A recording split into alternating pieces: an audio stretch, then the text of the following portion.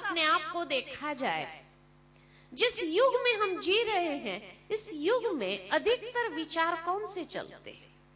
ये चारों में से आज का युग है तनाव का युग। ये तनाव के युग में सबसे अधिक विचार कौन से चलते? मनुष्य के व्यर्थ चलते। दूसरे नंबर पर आवश्यक, उसमें कोई स्वार्थ नहीं होता है। दूसरे नंबर पर देखा जाता कि नेगेटिव विचार ज्यादा चलते हैं। अब कहा जाता है as you think so you become, जैसा चिंतन वैसा जीवन।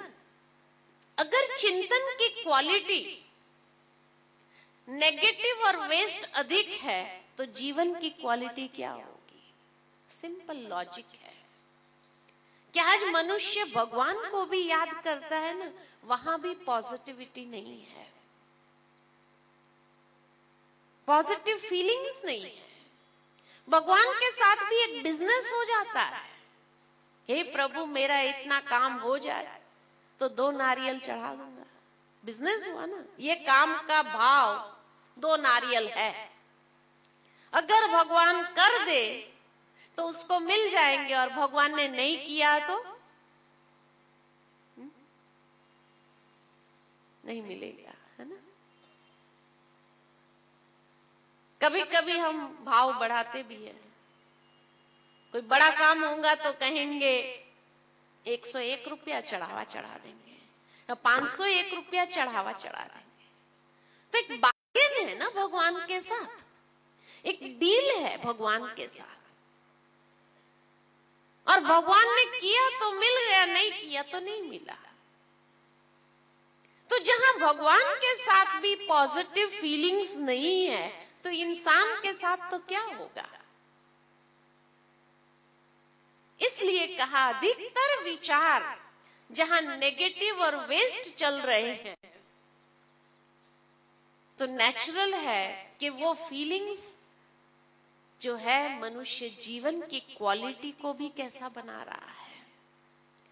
इसलिए मनुष्य जीवन की क्वालिटी में शांति, सुख, आनंद नहीं, क्योंकि नेगेटिव चिंतन करने के बाद क्या शांति मिलेगी? वेस्ट चिंतन करने के बाद सुख मिलेगा, आनंद मिलेगा? नहीं। अगर मुझे अपनी बैटरी को चार्ज करना है सुख, शांति, आनंद, प्रेम आदि से, तो उसके लिए तो वैसी क्वालिटी का चिंतन करने की आवश्यकता है। और जितना पॉजिटिव चिंतन करेंगे उतनी बैटरी चार्ज होगी। लेकिन पॉजिटिव चिंतन करें कैसे? जागृति अवश्य है दुनिया के अंदर कि पॉजिटिव चिंतन करना चाहिए। आजकल छोटे बच्चे भी माँ बाप से कहने लगे नेगेटिव क्यों सोच रहे हो, पॉजिटिव सोचो ना, कहते। लेकिन ये पॉजिटिव विचार करना चाहिए, ये दूसरे को सलाह देने तक, खुद के एप्लीकेशन के लिए नहीं है। दूसरा कोई नेगेटिव सोच रहा होता है तो हम बहुत अच्छी एडवाइस दे सकते, क्यों नेगेटिव सोच रहे हो, पॉजिटिव सोचो। लेकिन जब खुद के लिए आता है और खुद नेगेटिव सोचने लगते हैं और वो व्यक्ति हमें कहता है हमें तो बड़ी अच्छी सलाह दे रहे थे, अब तुम्हें क्या हुआ, तो क्या कहते हैं? भाई मेरी बात अलग है, तेरी बात अलग है। मेरे केस में तो ये मैं वास्तविक सोच रहा हूं, लेकिन तेरे केस में तुम नेगेटिव सोच रहा था, इसीलिए हम तेरे को कह रहे थे। कभी हम एडमिट नहीं करते हैं कि हाँ मैं भी नेगेटिव सोच रहा हूं, क्योंकि मुझे भी पॉजिटिव सोचने का तरीका मालूम नहीं है। तो इसीलिए नेगेटिव चिंतन करने के बाद पॉजिटिव आउटपुट कभी मिल नहीं सकता है जीवन के अंदर। विचारों में इतनी महान शक्ति है, जैसा सोचेंगे वैसी फीलिंग्स जनरेट होगी, वैसा ही व्यवहार होगा। विचार एक ऐसी चीज है कि कोई भी विचार को बार बार चलाते रहने से वैसा अनुभव मिलेगा जीवन के अंदर। विचारों में ऐसी शक्ति है कि बार बार विचार करने से वही हमारी मान्यता बन जाती है, वैसी मनोवृत्ति बनने लगती है और फिर वो मान्यताएं जीवन में सही होने लगती है। विचार एक बीज की तरह है, जैसा बीज बोएंगे वैसा ही फल मिलेगा। इसीलिए कहा जाता है कि सकारात्मक विचारों में शक्ति का संचार होता है, नेगेटिव विचारों में शक्ति क्षीण होती है। हाँ, कोई ओवरनाइट प्रोसेस नहीं है कि आज सुना माना कल से लेकर के पॉजिटिव थिंकिंग आरंभ हो जाएगा। अभ्यास करना पड़ता है उसके लिए, और जितना अभ्यास करते हैं उतना धीरे धीरे हम अपनी शक्ति के अंदर एक परिवर्तन ला सकते हैं, संकल्प की शक्ति में परिवर्तन ला सकते हैं और धीरे धीरे हम अपने विचारों को चेंज कर सकते हैं। लेकिन विचारों में परिवर्तन लाने के लिए वैसा इनपुट चाहिए। अगर वैसा इनपुट है तब प्रोसेस चलेगा और तब आउटपुट भी रहेगा जीवन में, नहीं तो नहीं रहेगा। वो विचार सारे फिर बुद्धि के पास जाते हैं। बुद्धि यानी समझने की शक्ति का दूसरा नाम। वो हर विचार को समझने का प्रयत्न करते हैं। कैसे? तो बुद्धि है आत्मा के अंतर चक्षु,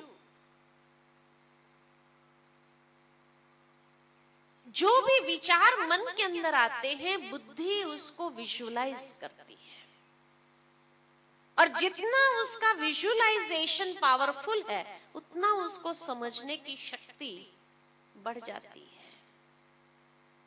क्योंकि बुद्धि के पास दो गिफ्ट है। जब इंसान का जन्म होता है तो ईश्वर से उसको दो गिफ्ट मिलती है। एक तो विवेक युक्त बुद्धि जिसमें विवेक भरा हुआ है, और दूसरा है विल पावर, आत्मशक्ति, मनोबल, जो बुद्धि के पास है, जिसके आधार पर डिसीजन लेने में उसको आसानी होती है। तो वो बुद्धि हर बात को विजुअलाइज करती है और विजुअलाइज करने के साथ साथ फिर उसको एनालाइज करती है। एनालाइज करने के बाद उसको जैसे जैसे समझ शक्ति उसकी स्पष्ट होती जाती है, विश्लेषण उसका ठीक होता जाता है, वैसे फिर उसकी परख शक्ति बढ़ने लगती है और उसके आधार पर निर्णय लेती है। और देखा गया जीवन में जब जब सही निर्णय लिया है तब तब आत्मा को एक सुकून का अनुभव हुआ है, एक सुख की अनुभूति हुई है। और जीवन में जब जब गलत निर्णय लिया गया है तब तब मन अंदर से स्वयं को कचोटता रहा है।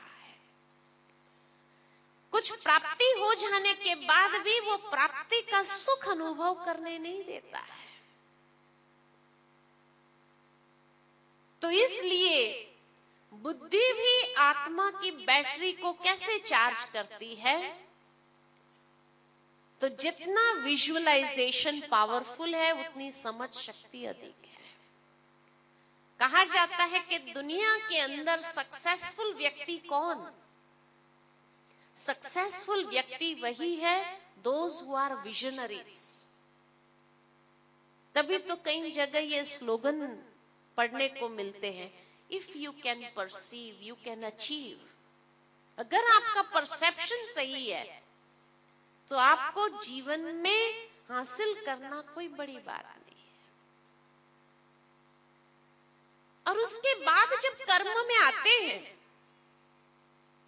कर्म आत्मा के ऊपर अपना प्रभाव छोड़ देता है।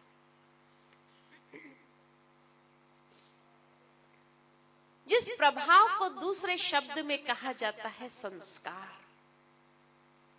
संस्कार कोई एक प्रकार के नहीं है, क्योंकि हर आत्मा अलग अलग है। हर आत्मा में 5 प्रकार के संस्कार हैं। वो 5 प्रकार के संस्कार कौन से? सबसे पहले प्रकार के संस्कार है ओरिजिनल संस्कार। जब ईश्वर के धाम से संसार में आते हैं तो वो ओरिजिनल संस्कार लेकर के आते हैं। एक बच्चा जब पैदा होता है तो कितना शुद्ध और पवित्र है, ये उसके ओरिजिनल संस्कार है। जब सोया हुआ होता है तो कहेंगे कितनी शांति है। नींद में अगर मुस्कुराता है तो कहेंगे कितना सुख का अनुभव है। जब वो हंसता है तो कितना प्यारा लगता है। तो ये है उसके ओरिजिनल संस्कार, जो हर आत्मा के एक जैसे हैं। लेकिन उसके बाद दूसरे प्रकार के संस्कार दिखाई देने लगते हैं, और वो संस्कार है पूर्व जन्म के संस्कार। कोई आत्मा कहां से आई, कोई आत्मा कहां से आई, तो उस जन्म के संस्कारों को भी साथ लेकर के आती है। तभी कहते हैं ये बच्चा तो पता नहीं, उसके अंदर ऐसी विशेष बातें हैं। कई बार देखते 5 साल का बच्चा शास्त्र का श्लोक बोलने लग गया, 3 साल का बच्चा कंप्यूटर चलाने लग गया। तो कहते हैं उसके पूर्व जन्म के संस्कारों का उदय हुआ। अब उसी में उदय हुआ, बाकी सब में नहीं हुआ। नहीं, उदय हर एक में होता है, लेकिन इंटेंसिटी में फर्क पड़ता है। किसी में बहुत पावरफुल इंटेंसिटी से बाहर आ जाता है तो एक्सेप्शनली दिखाई देता है, और किसी में स्लो इंटेंसिटी होती है तो दिखाई नहीं पड़ता है। लेकिन पूर्व जन्म के संस्कार हर एक में उदय होते ही है। तीसरे प्रकार के संस्कार है खानदानी के संस्कार, माता पिता द्वारा प्राप्त संस्कार, बाप दादा के संस्कार। कोई बच्चा माँ जैसा है, कोई बच्चा पिता जैसा है, कोई दादा जैसा है। एक बार एक छोटा बच्चा था 10-12 साल का, बहुत झूठ बोलता था, बात बात में झूठ बोलता था। कई बार मैंने उसको देखा झूठ बोलते हुए। एक दिन मैंने उसको बुलाया, मैंने कहा इधर आओ, तुम झूठ क्यों बोलता है? तो हंसने लगा, जानता था वो खुद भी झूठ बोलता हूं। मैंने उसको पूछा, अच्छा ये बताओ तुमने झूठ जो बोला क्या मिला? कहने लगा कुछ नहीं। फिर क्यों झूठ बोलना चाहिए? तो कहता है बस निकल जाता है। मैंने उसको समझाना चाहा कि देखो तुम झूठ बोल करके अपने व्यक्तित्व को कैसे बना रहे हो, तुम्हारा भविष्य क्या होगा। कई कहानियां सुनाई, उदाहरण सुनाए। समझदार था बच्चा, मेरी हर बात को समझ रहा था। आधा पौना घंटा जब समझाया तो मुझे कहने लगा पौने घंटे के बाद, ठीक है आगे से झूठ नहीं बोलूंगा। मैंने कहा प्रॉमिस करो कभी झूठ नहीं बोलोगे। कहता प्रॉमिस करता हूं कभी झूठ नहीं बोलूंगा। पास में एक बुजुर्ग भाई थे, हमारी बातें सुन रहे थे, उनको हंसी आ गई। मैंने पूछा आप क्यों हंसे? कहा दीदी ये प्रॉमिस जो किया ना ये भी झूठ है। मैंने कहा आप कैसे कह सकते हैं कि ये झूठ है? कहा इसका दोष नहीं, उसका बाप भी ऐसा ही है, बिना मतलब ये झूठ बोलते ही है। और उसके दादा को भी मैंने देखा था, वो भी ऐसा ही था। ये लोग जब तक झूठ नहीं बोलते तब तक इनकी रोटी हजम नहीं होती है। भावार्थ ये है कि खानदानी के संस्कार, वो बुजुर्ग भाई मुझे समझाने लगे बहन जी आपने समझा दिया, उससे कोई खून थोड़ी बदली हो गया, खून तो वही है, इसलिए ये फिर झूठ बोलेगा। इसको सच बोलने के लिए तो कितनी मेहनत करनी पड़ेगी। ये तीसरे प्रकार के संस्कार। चौथे प्रकार के संस्कार है जो इस जन्म में नए क्रिएट करते हैं, वातावरण के प्रभाव में आकर के, संग के प्रभाव में आकर के। और वो संस्कार भी बहुत पावरफुल होते हैं। कई बार देखते अच्छे घर के बच्चे जब स्कूल में, हॉस्टल में जब रहते हैं पढ़ाई के लिए, वहां अगर बुरी संगत में लग जाते हैं तो संग में आकर के बुराई करने लगते हैं। और माँ बाप को जब पता चलता है, उस बच्चे को समझाने का प्रयत्न करते हैं, बेटा ये संग छोड़ दो, ये तुम्हारे लिए ठीक नहीं है। वो बच्चा माता पिता को छोड़ने के लिए तैयार हो जाता है, संग को नहीं। और पांचवें प्रकार के संस्कार है दृढ़ता के संस्कार। व्यक्ति एक बार कुछ ठान लेता है कि मुझे ऐसे ही करना है, बस उसके बाद कोई उसको बदल नहीं सकता है। इतना पावरफुल उसका दृढ़ संकल्प होता है कि उस दृढ़ संकल्प के कारण वो असंभव को भी संभव कर लेता है। ये पांचवें प्रकार के संस्कार।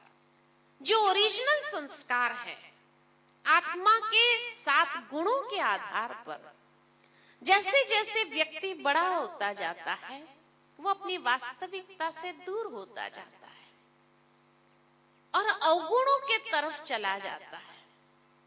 और ये 7 गुणों के बजाय 7 अवगुण उसके जीवन में आ जाता है। अहंकार, ईर्ष्या, द्वेष, क्रोध, यही बातें उसके अंदर आ जाती है। राजयोग माना क्या? राजयोग माना एक ऐसी यात्रा जो बुराइयां हैं, उस बुराइयों से अपनी वास्तविकता के तरफ जाने की एक यात्रा, उसको कहा गया राजयोग। और ये यात्रा है मन की यात्रा। ये ओरिजिनल संस्कार जितने हमारे जीवन में पावरफुल है, उतना ही उसकी एनर्जी भी हम ऐसे विकसित करते हैं कि व्यक्ति अपने चारों ओर एक ऐसा ओरा तैयार करता है, एक एनर्जी लेवल तैयार करता है जो उसके लिए कवच बन जाता है और उसमें वो अपने आप को सुरक्षित महसूस करता है।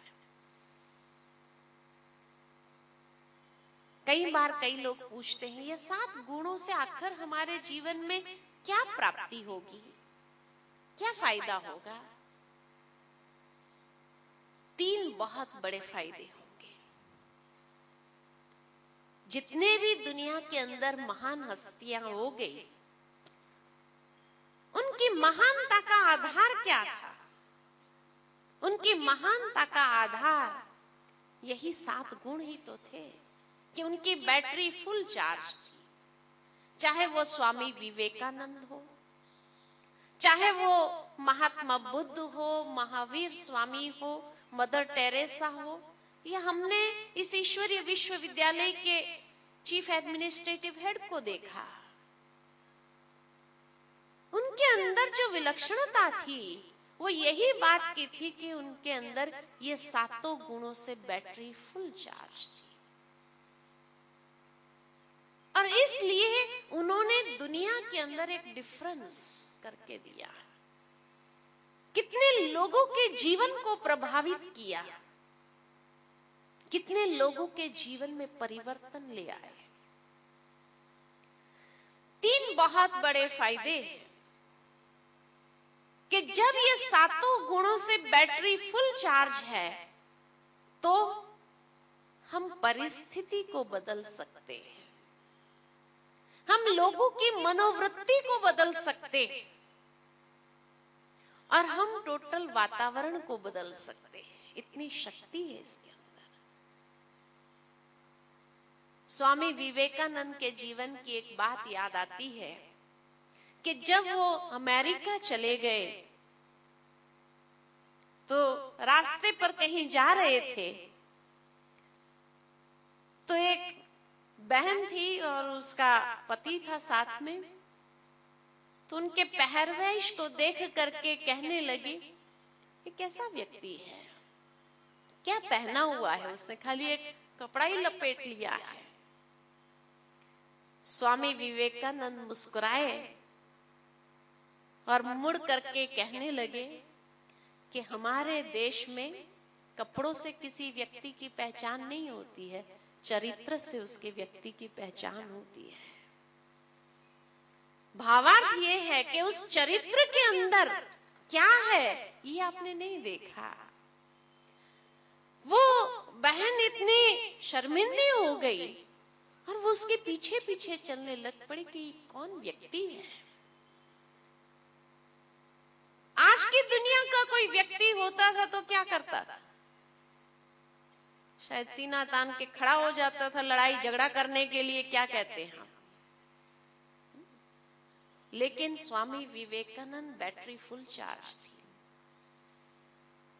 इसी तरह महावीर स्वामी जब जंगल में तपस्या करते थे तो कहा जाता है कि हिंसक प्राणी भी उस वातावरण के अंदर आ जाते थे। इतना ओरा उनका फैला होता था कि कोई भी हिंसक प्राणी भी उस वातावरण के संपर्क में आ जाता था, वो भी अपनी हिंसक वृत्ति छोड़ देता था, अहिंसक हो जाता था, सारे वातावरण को चार्ज कर लेता था। महात्मा बुद्ध जब भ्रमण कर रहे थे, एक जंगल से गुजरने वाले थे तो लोगों ने मना किया इस जंगल से मत जाना, यहाँ अंगुलीमल नाम का डाकू रहता है,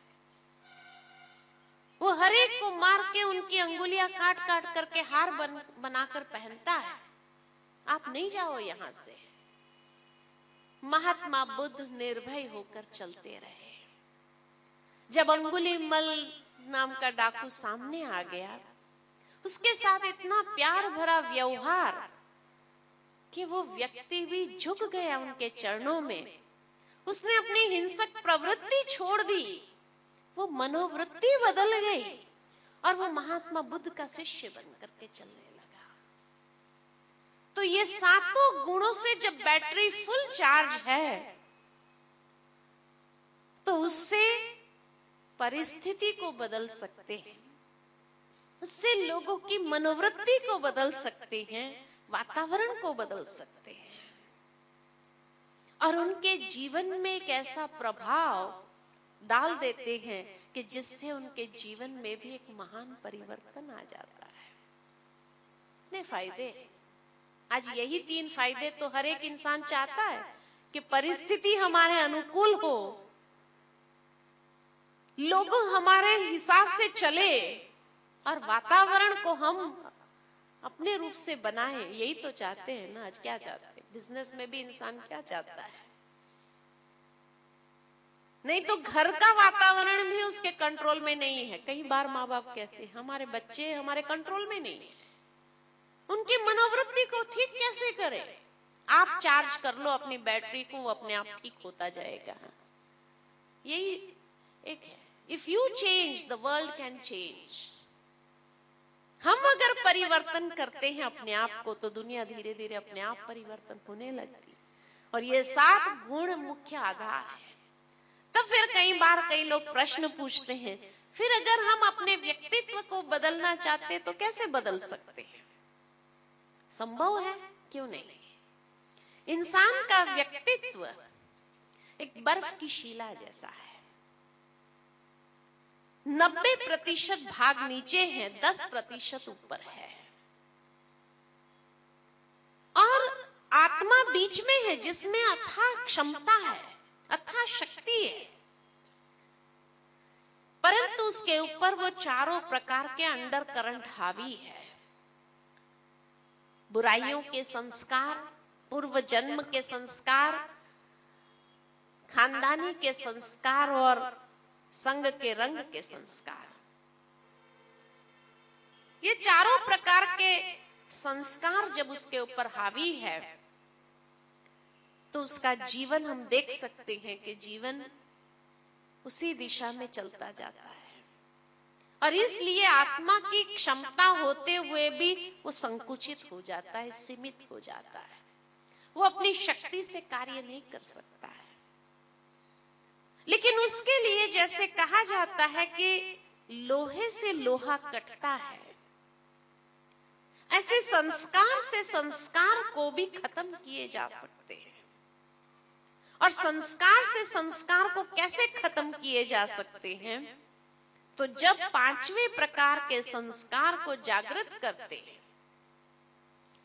दृढ़ता के संस्कार को, तो आत्मा की शक्ति को वो बाहर ले आता है और तब ये चारों प्रकार के संस्कार निष्क्रिय हो जाते हैं। और जब आत्मा की शक्ति बाहर आती है, उसके बाद आध्यात्मिक ज्ञान हमें बहुत मदद रूप होता है, क्योंकि आध्यात्मिक ज्ञान ही हमें दिशा प्रदान करती है, किस दिशा में हमें चलना है। तो ये आध्यात्मिक ज्ञान जब सही दिशा देती है तो व्यक्ति महानता के शिखर पर पहुंचने लगता है।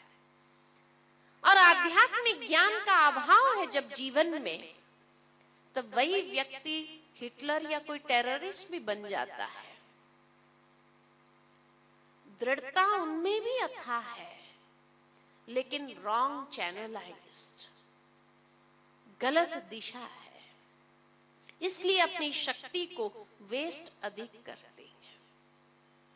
और इस तरह से संपूर्ण व्यक्तित्व को हम परिवर्तन कर सकते हैं। वो आत्मा इस शरीर के अंदर कहां निवास करती है? शरीर तो एकमात्र साधन है, आत्मा मुख्य चीज है। जैसे कहते हैं मेरा शरीर, मैं शरीर तो नहीं कहा। मेरा हाथ कहते हैं, मैं हाथ तो नहीं कहा। तो मैं कहने वाली वो शक्ति इस शरीर में कहां रहती है?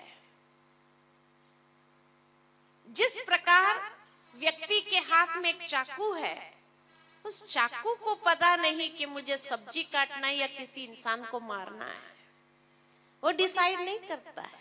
इसी तरह उस चाकू को प्रयोग करने वाले ये हाथ भी डिसाइड नहीं करते हैं कि मुझे इससे सब्जी काटना है या किसी इंसान को मारना है, क्योंकि ये भी एक साधन ही है, जैसे वो चाकू साधन है। सोचने वाली शक्ति, डिसाइड करने वाली शक्ति वो आत्मा है। तो वो आत्मा का निवास स्थान कहाँ है शरीर के अंदर? अलग अलग मान्यताएं हैं दुनिया के अंदर। कोई कहते हैं हृदय में रहती है, लेकिन आज जब हार्ट ट्रांसप्लांटेशन होता है तो वो आत्मा कहां जाएगी? कोई कहते सारे शरीर में भ्रमण करती है।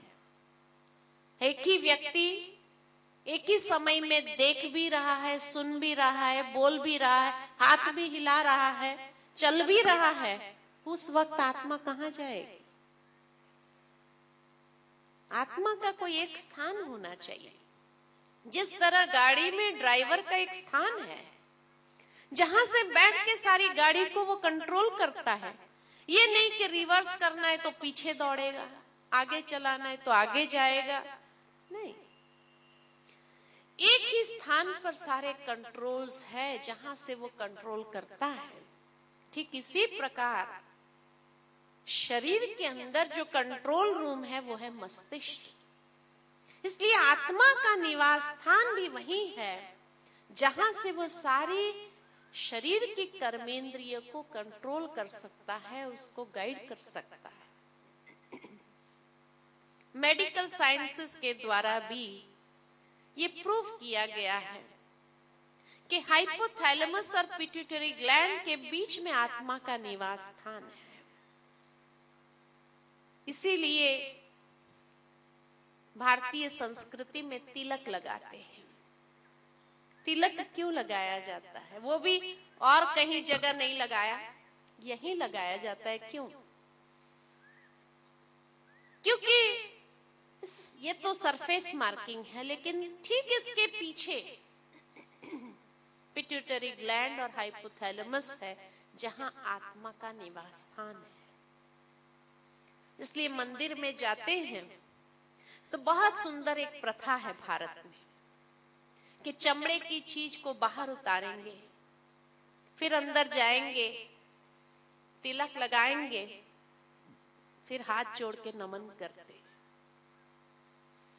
ये रीत चलती आई, लेकिन ये क्यों किया जाता है? चमड़े की चीज को ही बाहर क्यों उतारा जाता है? अच्छा, चमड़े की चीज को तो उतार दिया, लेकिन ये चमड़ा, ये शरीर भी तो एक चमड़ा है ना, जिसका इंसान अभिमान करता है, तो ये अभिमान के चमड़े को तो उतारा ही नहीं। और जब अभिमान के चमड़े को उतारना नहीं आता है, तो स्थूल रूप में चमड़ा उतार दिया। वास्तव में उतारना है तो अभिमान के चमड़े को उतार दो। जो मनुष्य अज्ञानता के कारण ये कहने लगता है मैं फलाना, इस कॉन्शियसनेस को बाहर उतार दो और फिर अंदर जाके तिलक लगाते हैं। अर्थात स्वयं को आत्मनिश्चय करो कि मैं ये देह नहीं हूं, इस देह में विराजमान एक चैतन्य शक्ति आत्मा। और जब इस कॉन्शियसनेस को डेवलप करते हैं, फिर भगवान की मूर्ति के सामने जाकर के नमन करो। ये कॉन्शियसनेस में भी कौन सी बातें रखनी है, उसमें भी तिलक। जब मंदिर में जाते हैं तो चंदन का ही तिलक लगाया जाता है। चंदन का ही तिलक क्यों? और वो भी एक छोटा सा तिलक लगाएंगे, क्योंकि चंदन का कलर है गोल्डन। ये याद दिलाता है कि आत्मा का भी ओरिजिनल स्वरूप जो है शुद्ध और पवित्र है। चंदन लगाने से एक ठंडक महसूस होती है। ये याद दिलाता है कि आत्मा का ओरिजिनल स्वधर्म भी शांत है। चंदन की खुशबू चारों ओर फैलती है।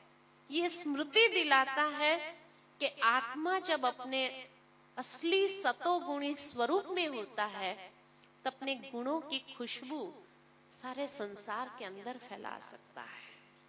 इसलिए चंदन का तिलक लगाया जाता है। लेकिन ओरिजिनली आत्मा कहां से आती है? जो कहते हैं जहां से आए वहां जाना है। कहां से आए और कहां जाना है? ये संसार तो एक रंगमंच है। ओरिजिनली हर आत्मा ये 5 तत्वों की दुनिया से पार एक छठा तत्व है, जहां सभी आत्माएं निवास करती है, जिसको कहते हैं परम धाम, शांति धाम। अलग अलग नाम दिए हुए अलग अलग धर्म में। किसी ने परम धाम कहा, किसी ने शांति धाम कहा, किसी ने निर्वाण धाम कहा, किसी ने सचखंड कहा, किसी ने रूहानी दुनिया कहा, किसी ने 7वां आसमान कहा। लेकिन हम उसको कहते हैं अपना प्यारा घर। किसी ने मोक्ष धाम, मुक्ति धाम कहा, लेकिन हम उसको कहते हैं अपना प्यारा घर, क्योंकि घर ऐसा स्थान है जहां व्यक्ति का विशेष लगाव होता है। सारी दुनिया घूम करके आएंगे, लेकिन जब अपने घर आएंगे तो शांति होगी। जो नींद अपने घर में आती है वो और कहीं नहीं आती है। इसीलिए कहा जाता होम स्वीट होम। तभी मनुष्य कहते हैं, कई बार बाहर जाते बीमार हो जाते, कहेंगे उसको होम सिकनेस हो गई है। अपना घर प्यारा है। आज संसार में भी मनुष्य जब अनेक जन्म लेकर के यहाँ अपना पात्र निभा रहा है, तो बीच बीच में कभी कभी उसको भी अपना घर याद आता है। इसलिए जब जीवन में बहुत तंग हो जाता है तो क्या कहते हैं, इससे तो मोक्ष मिल जाए तो अच्छा है, मोक्ष की कामना करने लगते हैं। लेकिन उसमें भी 3 प्रकार के लोग हैं। कोई ऐसे हैं जो परमानेंट जाना चाहते हैं, मोक्ष आना ही नहीं है दुनिया में, बहुत देख लिया ये दुनिया क्या है, अब क्यों आना चाहिए, बस परमानेंट मोक्ष मिल जाए। दूसरे प्रकार के लोग हैं जो टेम्पररी जाना चाहते हैं, जा करके रेस्ट करके फ्रेश होके फिर आए। और तीसरे प्रकार के लोग हैं जो जाना ही नहीं चाहते, कहते दुनिया बहुत अच्छी, क्यों जाना चाहिए। Change your attitude. आप लोग क्या चाहते हैं? कितने हैं जो परमानेंट जाना चाहते हैं? है कोई लोग परमानेंट जाना चाहते हैं? हाँ है, अच्छा। कितने जो टेम्पररी जाना चाहते, जा करके रेस्ट करके फ्रेश होके फिर आए? अच्छा है, वो भी है। और जो जाना ही नहीं चाहते वो भी है। लेकिन यहां मुझे 4 प्रकार के लोग दिखाई देते हैं। चौथे प्रकार के जो अनडिसाइडेड है, पता नहीं वो कहां जाना चाहते हैं। वास्तव में देखा जाए तो परमानेंट कोई नहीं जा सकता है। आप सोचेंगे नहीं बहन जी हम जाना चाहते हैं ना। एक छोटा सा उदाहरण देती हूं। एक बड़ी बिल्डिंग है और उस बिल्डिंग में 50-60 फ्लैट्स हैं। बिल्डिंग के नीचे एक प्लेग्राउंड है। वैकेशन का टाइम है, सारे बिल्डिंग के बच्चे आकर नीचे खेलते हैं। मान लो आप भी एक फ्लैट में रह रहे हो और आपका भी बच्चा है, वो भी आपसे कहता है मुझे नीचे जाना है खेलने के लिए।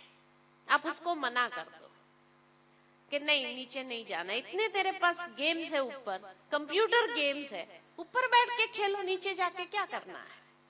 मान जाएगा? नहीं। उसको उस वक्त वो कंप्यूटर गेम्स अच्छी नहीं लगती है, नीचे एक लाइवली गेम चल रही है, नीचे जाना चाहता है। उसको आप समझाओ बेटा नीचे जो खेल चल रहा है ना वो बड़ा रफ खेल है, किसी ने तुझे धक्का दिया, किसी ने तुझे धक्का दिया, चोट लगी, फिर तुम रोएगा, क्या कहेगा? कोई बात नहीं, मैं नहीं रोऊंगा, लेकिन जाना है नीचे। सारा समझाने के बाद आपने कहा ठीक है जाओ, गया नीचे, खेल में इन्वॉल्व हुआ। शुरू में तो जीत रहा था, सारा दिन खेल चला, दोपहर को खाना खाने के लिए भी बस आया और भागा फिर सीधा नीचे। जैसे जैसे शाम होती गई चीटिंग बढ़ती गई, और चीटिंग बढ़ते बढ़ते एक समय ऐसा आया किसी ने जोर से उसको धक्का दिया, गिरा दिया, चोट लगी उसको, जोर से रोने लगा। आपने आवाज सुनी, क्या करेंगे? जाएंगे, जा करके सारे बच्चों को कहेंगे अच्छा सबने बहुत खेला सारा दिन, अब सब अपने अपने घर जाओ। क्योंकि मालूम है जब तक सब नहीं जाएंगे तब तक खुद का बच्चा भी ऊपर आने वाला नहीं है। इसलिए सबको घर भेजते हैं, खुद के बच्चे को भी आप ले आते हैं, और ले आने के बाद उसको साफ स्वच्छ करके मलम पट्टी लगा के कुछ खाना पीना दिया, सोया। दूसरे दिन जब वो खेल शुरू होता है तो जाएगा या नहीं जाएगा? जाएगा। ठीक इसी तरह हमारे पिता ने भी हमको कहा बेटे बैठे रहो, ऊपर इतनी शांति है, नीचे जाके क्या करना है। हमने भी क्या करना है, जाना है नीचे। ऊपर शांति उस वक्त अच्छी नहीं लगती है, नीचे एक लाइवली खेल चल रहा है, हम ऊपर कैसे बैठेंगे।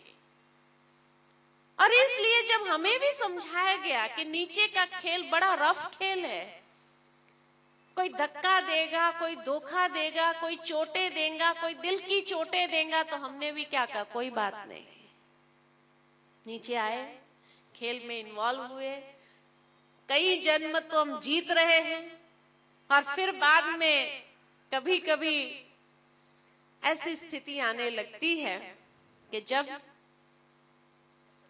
बहुत धक्का मिलने लगता है, बहुत धोखा मिलने लगता है, चोटें लगने लगती है, दिल की चोटें लगने लगती है, तब फिर रोना शुरू करते हैं, हे प्रभु अब तो मोक्ष मिल जाए तो बहुत अच्छा है। तब भगवान ने कहा यदा यदा ही धर्मस्य, वो भी आते हैं और आकर क्या कहते हैं, चलो बच्चे अब घर चलो, बहुत हो गया, है ना। इसलिए अब आप दुनिया में देखेंगे होलसेल में मौत का प्रोग्राम शुरू हो गया है।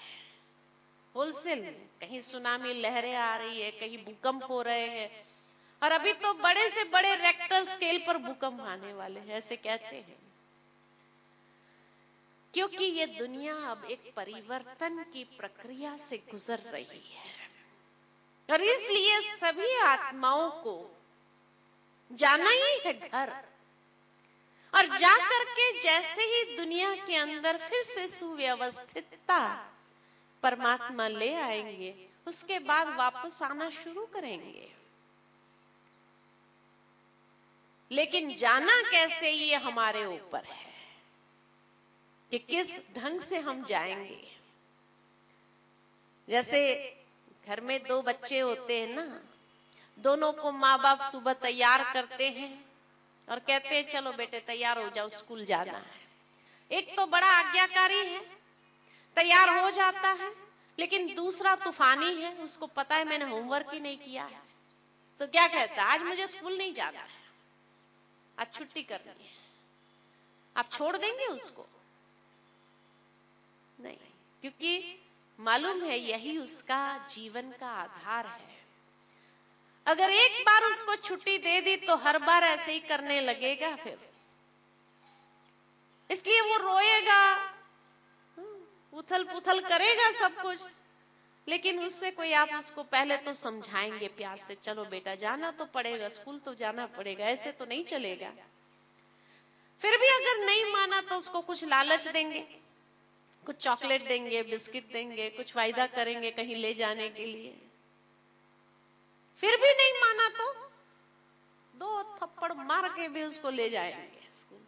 अब दोनों बच्चे जा रहे हैं स्कूल, एक रोता हुआ जा रहा है, एक हंसता हुआ जा रहा है। जो रोता हुआ जा रहा है ना, वो रो रो के थक जाता है, तो वहां स्कूल में जाएगा, बेंच पर सिर रख के सो जाएगा, कुछ प्राप्त नहीं करेगा, सारा दिन मूड ऑफ रहेगा।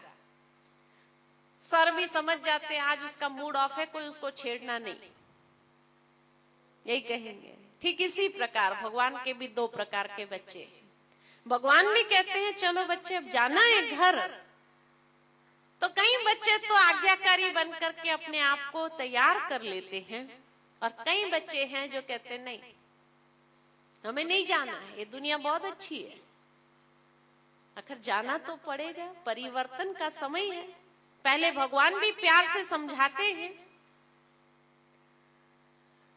अगर फिर भी नहीं माने तो क्या करेंगे, फिर धर्मराज की मार पड़ेगी, मार खा के भी जाना तो जरूर है। अब कैसे जाना है ये हमारे ऊपर है कि हमें कैसे चलना है ईश्वर के साथ, लेकिन जाना तो अवश्य है। तो ये है आत्मा का संपूर्ण परिचय। जैसे किसी व्यक्ति का भी परिचय लेते हैं ना, उसमें 5 बातें पूछी जाती हैं। आपका नाम क्या है, फिर हर जगह फोटो चाहिए, वही है या दूसरा है, तीसरा उसका क्वालिफिकेशन, चौथा उसका एड्रेस, एड्रेस में भी 2 एड्रेस, एक टेम्पररी एक परमानेंट, कोई गांव होगा, और 5वां प्रेजेंट ऑक्यूपेशन। ये 5 बातों में संपूर्ण परिचय आ जाता है।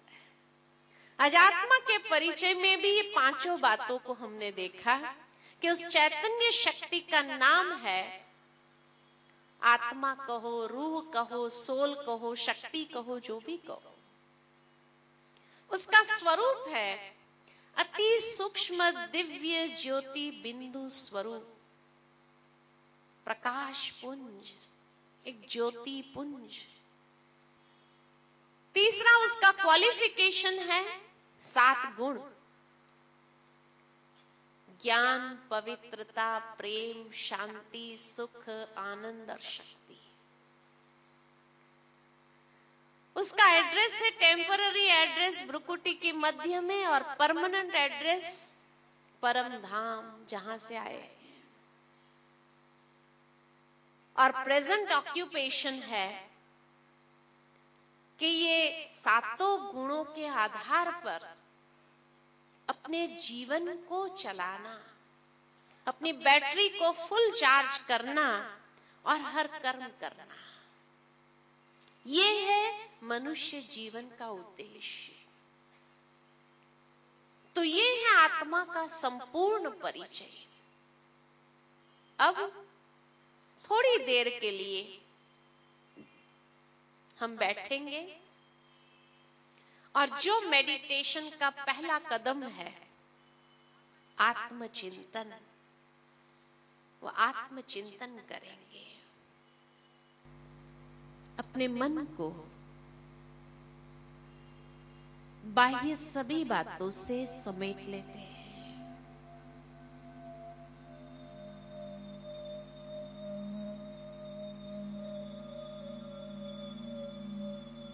स्वयं को आत्मनिश्चय करते हैं।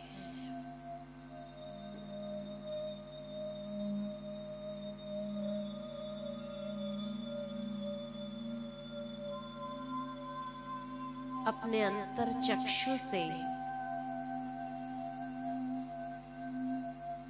स्वयं को देखो। भ्रुकुटी के अकाल तख्त पर मैं आत्मा ज्योति पुंज, प्रकाश पुंज,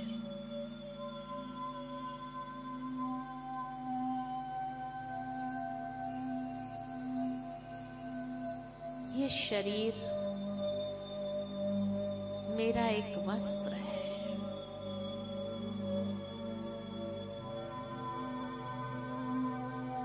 जो मैंने धारण किया है।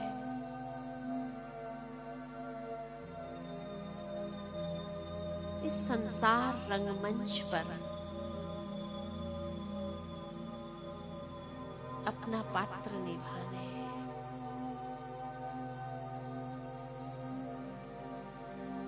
वास्तव में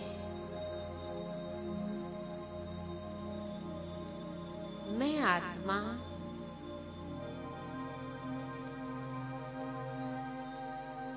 इस देह रूपी वस्त्र से अलग,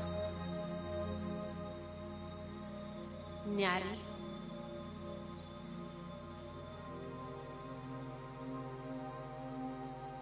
धीरे धीरे अपने मन और बुद्धि को ले चलते हैं एक यात्रा पर।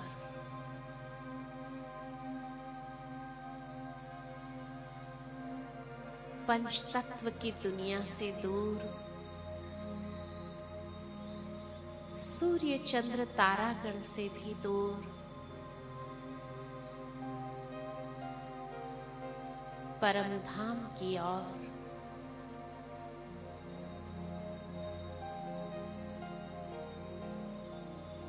अंतरचक्षु से स्वयं को उस दिव्य लोक में देख रहे,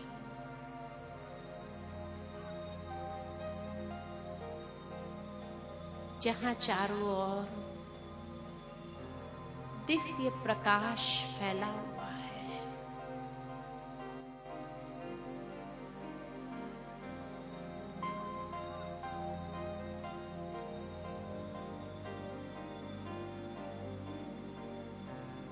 वहां मैं आत्मा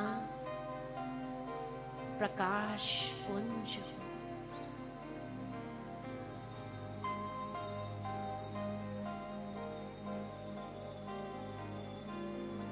जहां कोई बंधन नहीं है, कोई बोझ नहीं है। मैं आत्मा स्वतंत्र,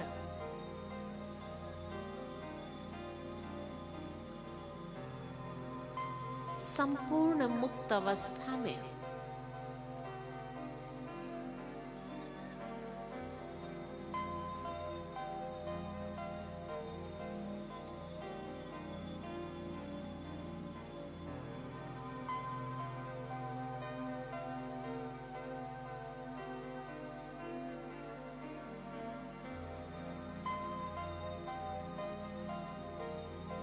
यहां मैं आत्मा अपने सतोगुणी स्वरूप में स्थित हूं। मेरा असली स्वरूप शुद्ध और पवित्र है।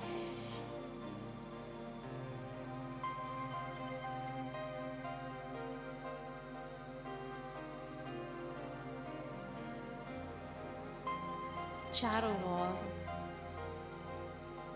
एक दिव्य आभा फैली हुई है।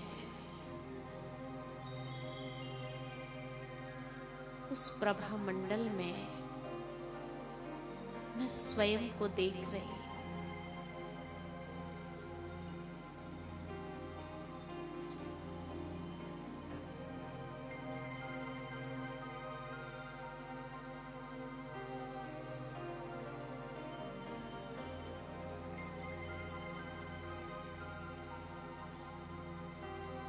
मैं आत्मा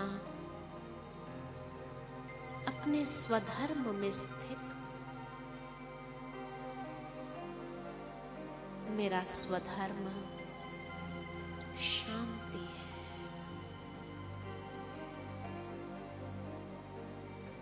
मेरे चारों ओर शांति के प्रकंपन है।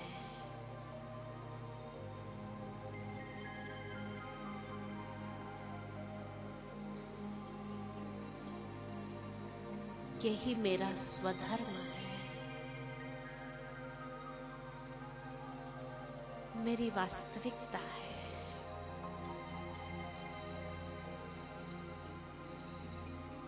मन की गति शांत होती जा रही है। इसी शांति में परम सुख समाया हुआ है।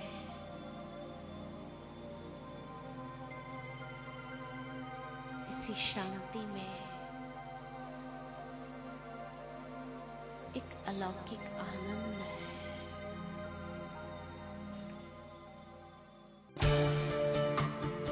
जिस्म से रूह का रिश्ता भी अजब रिश्ता है। उम्र भर साथ रहे फिर भी तारुफ न हुआ। आज के राजयोग शिविर में हमने जीवन की सबसे बड़ी सच्चाई को समझा। हम सभी इस शरीर में विद्यमान परंतु शरीर से न्यारी चैतन्य शक्ति आत्मा है। सुख, शांति, आनंद, प्रेम, शक्ति, ज्ञान और पवित्रता आत्मा के ही 7 गुण हैं। इन गुणों की अनुभूति के लिए हम विभिन्न तरीके अपनाते हैं। यही अनादि गुण हम सभी आत्माओं को अति प्रिय हैं। आत्मा ज्योति बिंदु स्वरूप है और भ्रुकुटी के मध्य आत्मा का निवास स्थान है। मन, बुद्धि और संस्कार आत्मा की ही 3 शक्तियां हैं। सोचने की शक्ति को मन कहा जाता है, निर्णय लेने की शक्ति बुद्धि कहलाती है तथा संस्कार हमारे कर्मों के आधार पर बनते हैं। हमारे मन में सकारात्मक, नकारात्मक, आवश्यक और व्यर्थ विचार जन्म लेते हैं। हम सभी आत्माओं का मूल गुण शांति है। यही हमारा स्वधर्म और मुख्य संस्कार है। अगले राजयोग सत्र में हम परमात्मा का परिचय जानेंगे। Om Shanti. I'm a peaceful soul. Om Shanti Om. I'm a peaceful soul. ये ध्वनि मंगल ध्वनि है। ओम